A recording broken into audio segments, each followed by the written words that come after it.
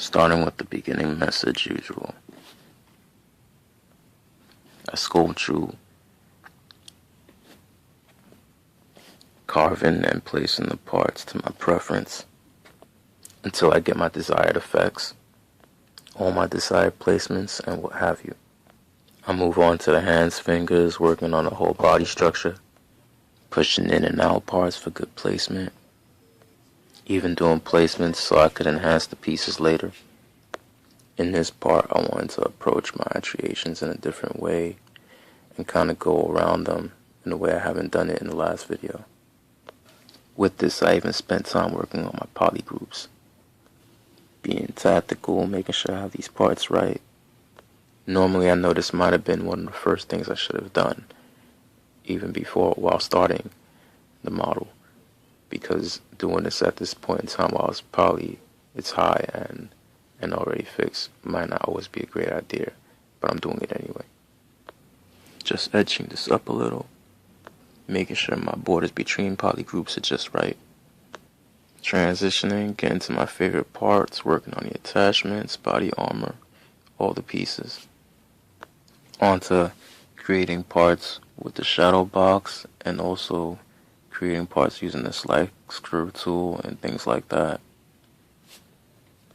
One of my main goals with this was to make the armor and parts craft neatly on the body parts, rested and relaxed just right. Racking my brain for details, giving it that strong, hardcore sci-fi look, adding that ominous, somewhat deceptive feel. Still in the process of making more ideas for this to work right and to look as gritty and crazy as possible. Already got the gist of it. Hope you enjoy it. Come forth in my uses of ZBrush. I like focusing on my detail and my composition, making sure my details are the best eye-popping that they could be when I'm working on my craft. In this piece of work, my main focus is on adding parts that actually stick out, protrudes, and give some kick and oomph to my character. In this piece, on some of my parts, I like hardening the edges and some of the surface to make these sharp corner lines on there.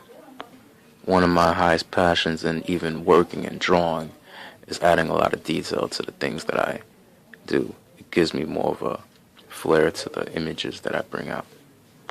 At some times, I like having my work with its pieces on layers, so it shows how much I've been doing and working on to make the final details and to show it as a whole.